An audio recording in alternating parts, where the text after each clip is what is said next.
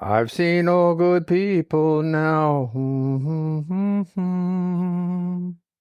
It means everyone, but that doesn't mean that people don't go astray. We know that already. So when we are babies, then I mean it this way. Sometimes when we grow up with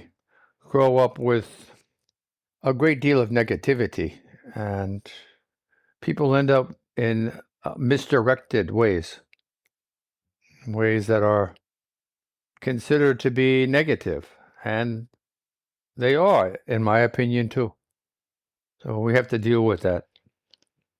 That's why we have rules and regulations in societies and our civilization to condone those things that we feel are good and to ostracize and to hold in abeyance those things that we feel are bad. And if people transgress these rules and regulations, then they are penalized. That's all.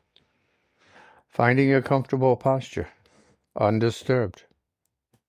Feeling a sense of gratitude that we are alive, that we can even think, that we can hear, that we can have a sense of what's going on, is a gift. We call it life. Most of us, all of us sometimes think that we're owed something by being born. I don't think so, in my opinion. You're not owed anything.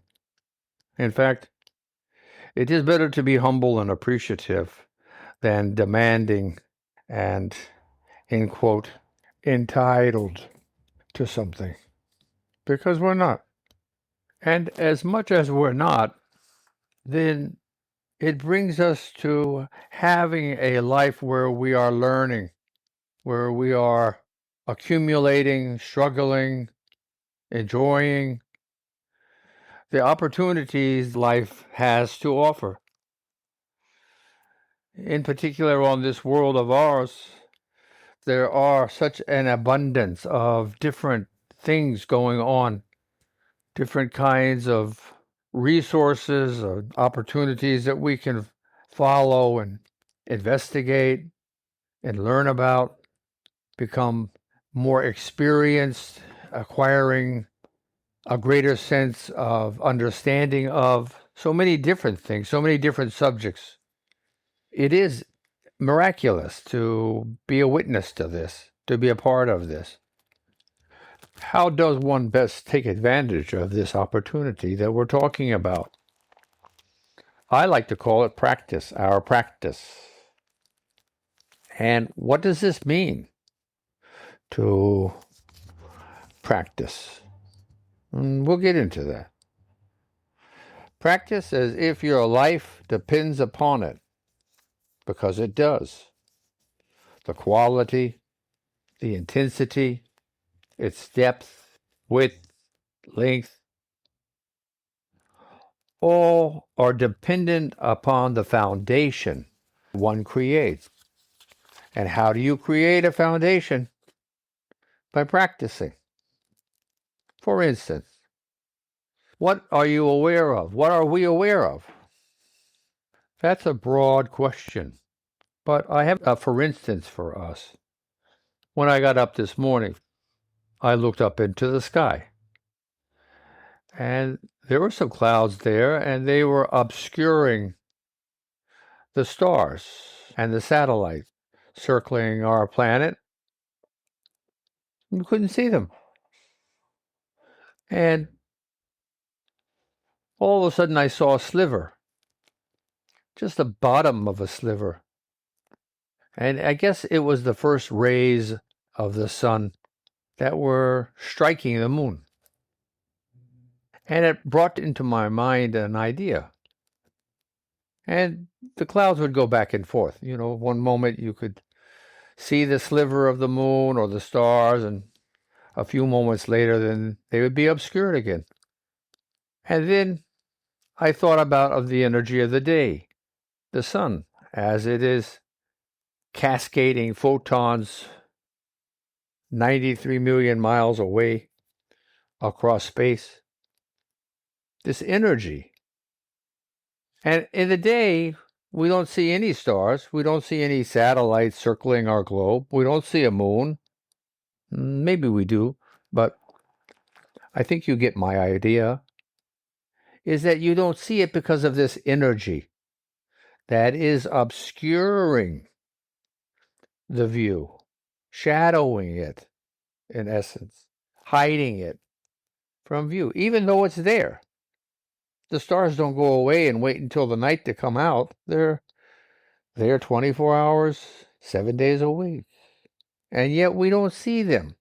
We then ignore them, take them for granted because we don't see them. So it made me get to thinking about, if this is so, then this is a difference in a level of energy, right? The energy of the sun is obscuring with its brightness the energy, the lesser energies of the stars.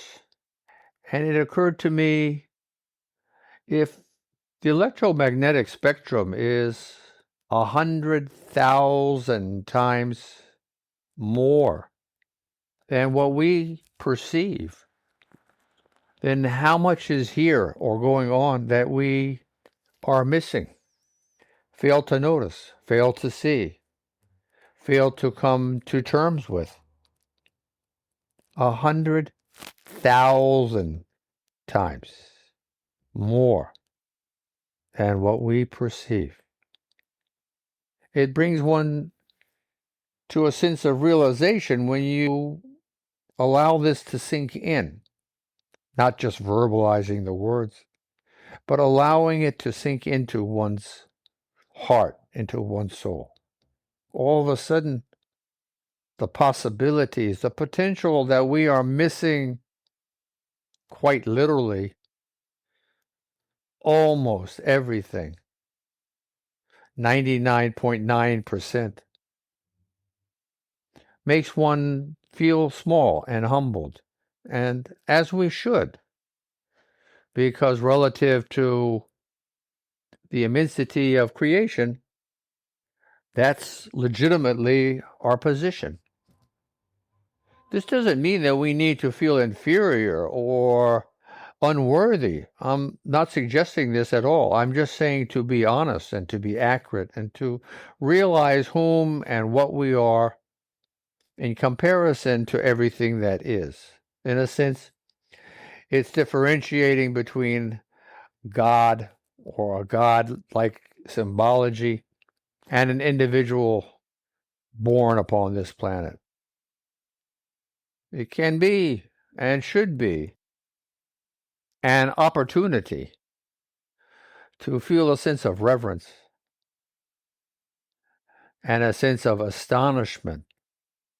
We can identify and come to terms with what's going on all around us, in us, in the universe we are part of. It's mind-shaking. There is so much going on. Awe-inspiring is a good way to perceive this, to be in a state of awe. The point of practice is to elicit in oneself a sense of receptiveness, of sensitivity, of the vitality of oneself through one's own analysis and through one's perception of what we consider to be our universe. How do we practice? By becoming aware of the foundation of our own existence, by becoming more in tune with one's physicality, one's individual, specific, unique identity. This foundation of ours, because we share it, we're 99.6% the same, Homo sapiens, we're all cousins, we're yes, unique and discrete and all these different things, but most of what we are composed of is the same from one human to the next. This is awe-inspiring also because of both of the uniqueness of us that's incorporated in the 0.4% we have that separates us by the color of our hair or the color of our eyes or the color of our skin or the different degrees of musculature that we have because of the different environments of which we were evolved in. All of these different manifestations of evolution, and by our commonality, this incredible process that is called evolution. We need make sure we don't think of evolution as being past tense because it's going on simultaneously with our existence. We are a part of evolution. Every moment out of the 86,400 moments we share in one single day. 86,400 opportunities to be aware, to play. Evolution is in progress. What is our responsibility, fellow stewards of our planet, of evolution upon this world, of the continuity of mankind's existence, and all of the world's other creatures and life forms? Awe is the word again. Where can we begin to find our foundation, to practice becoming more receptive and sensitive, aware, and gain a broader perspective? Meditation and mindfulness, utilizing tools. The tools that I'm suggesting are those of our foundation, those that well up through the millennium, through the millions of years, billions of years of evolution. Today, we breathe, so following one's breath. Today, we also pulse. Our heart squeezes oxygenated blood to the cellular reaches of our body and returns to the lungs with carbon dioxide-laden blood in the processes called respiration and circulation, feeding us energy from the atmosphere. Again, being in awe, be in a state of reverence and amazement that these are the things that are going on. Pause a moment and don't take things for granted. Look at things for the miracles that they are. So breathing is a tool. Pulsing, your heart beating, is a tool. And they're occurring all day long. So you can utilize these tools to help accomplish a more flowing practice throughout one's day. This is what we're talking about. Just remembering for a moment or several of what we each represent, what we each are. A bundle of miracles. Should be humbled before this immensity. If one is not, then delve down deeply inside and ask, why?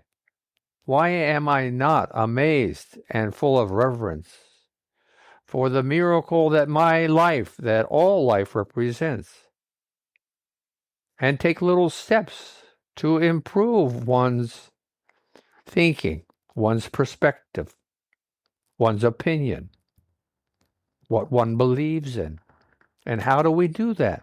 By practicing consistently, regularly, every day, all day, as one breathes, as one pulses, and even more as the culmination of these two processes to life itself, life's vitality, to the energy that is created, the abundance as your cells are fed through this circulation, through this respiration.